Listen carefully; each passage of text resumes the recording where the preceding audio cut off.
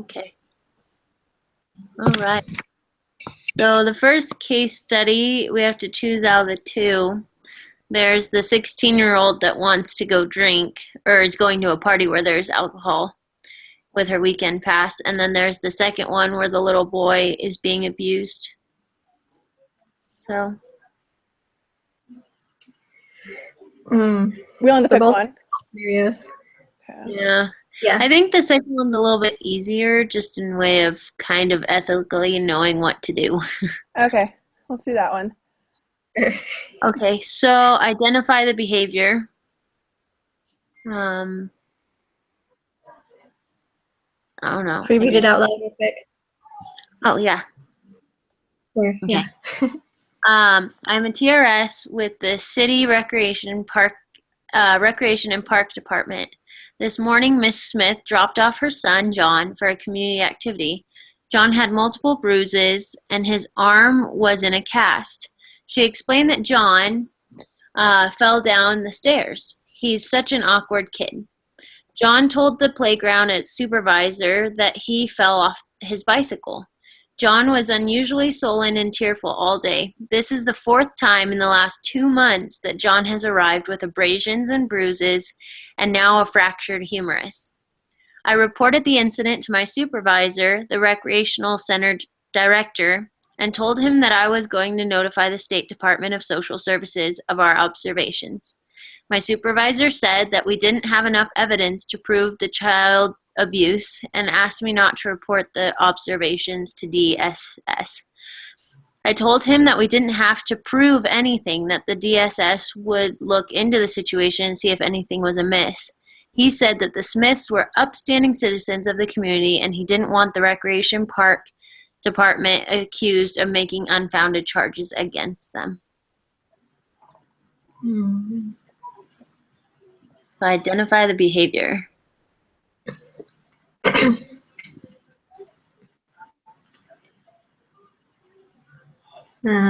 So just, I guess, not knowing whether or not to report to the DSS. And is that disabled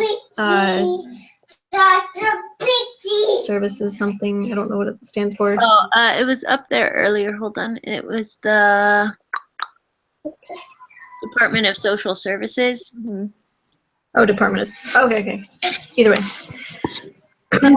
I think some of the behavior that you're supposed to identify that's unethical is that the supervisor is kind of blowing it off, or he's making the parents' reputation more important.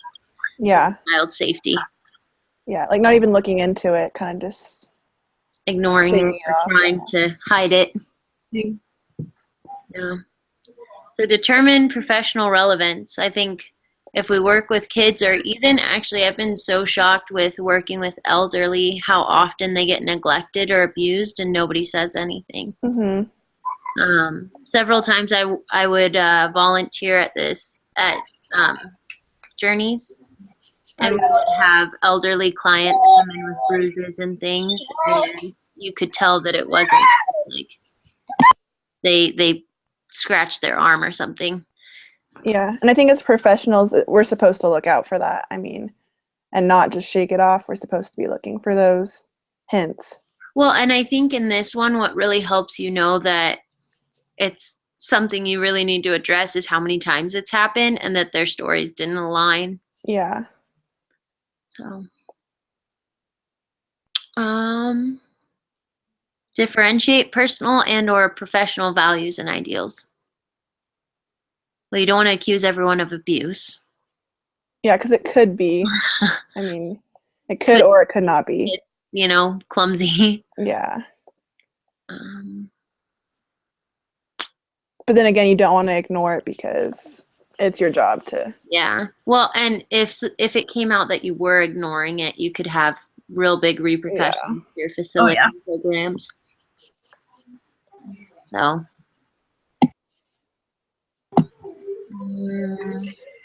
Personally, it'd be hard to go against your supervisor because you'd be scared you're going to lose your job too. Yeah. I mean, if your family depends on your paycheck, it's kind of hard to speak out when, You put things at risk. yeah, how much do you care? Kind of thing. So legal duties?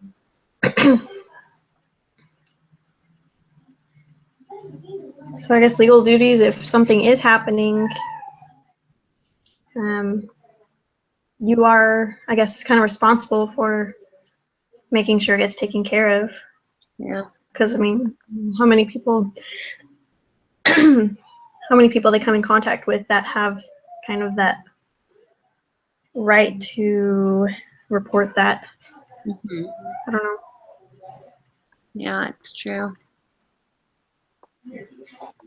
I think also the fact that I don't know, I still keep going back to the fact that their stories didn't line up as well. Yeah. Probably a huge Big indicator red that flag, yeah. something's wrong. Mm-hmm. Because the kid is just trying to come up with what's going on, and if it doesn't match the parents, then it's probably a lie. Mm-hmm. Yeah.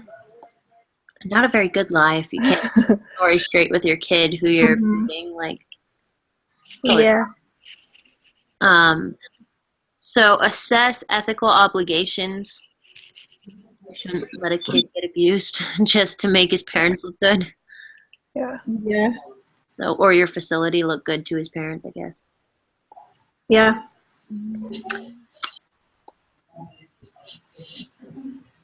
Determine action.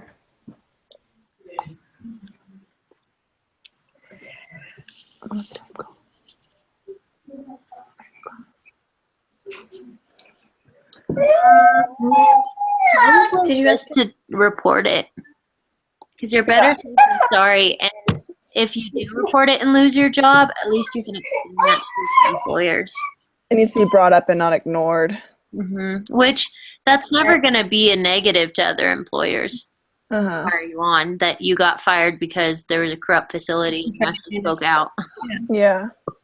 So, Yeah, the fact that you're trying to stand up for what's right, I guess. Yeah. I think other professionals totally consider that and respect it. So, Yeah. You would hate to let it go and then it turn into something worse. yeah, exactly. Right. Okay, so now we've got ethics 7, which is competent, and this one is about. I really didn't understand it too much, to be honest. Like, someone called her unethical because she was part-time and she didn't attend the TR conferences, but she literally did everything else.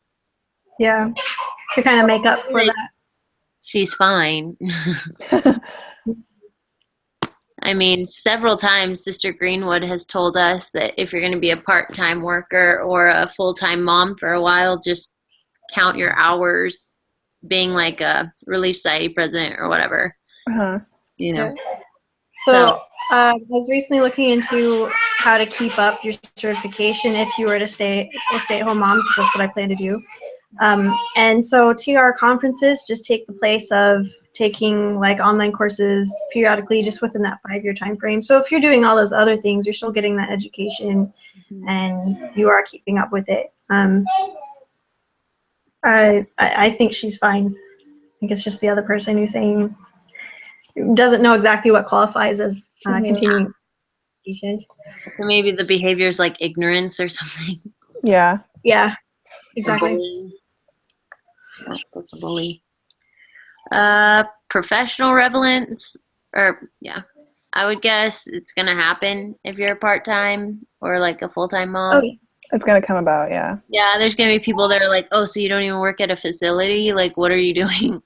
Because I kind of plan on the same thing for a while too, so we'll see. Personal and or professional values and ideals.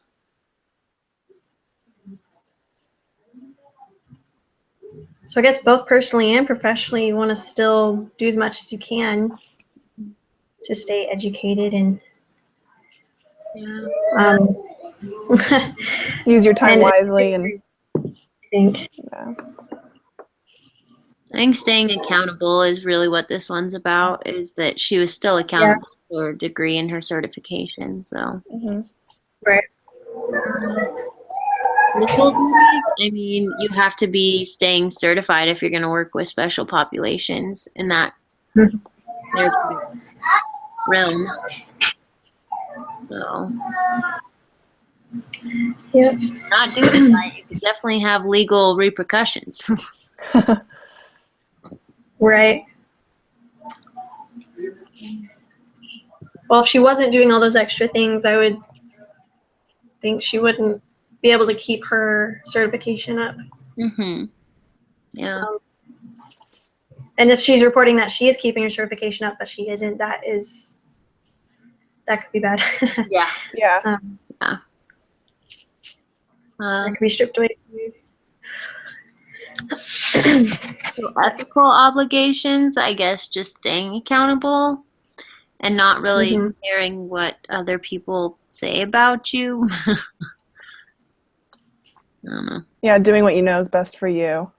Yeah. Everyone's situation is different. Right. I think that's basically Definitely. the action as well, to just move forward past it. Mhm.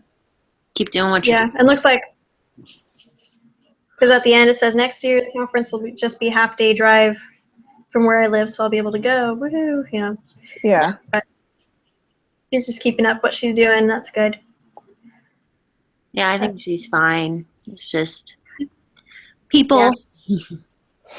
Yeah. All right. I think we got it. Okay.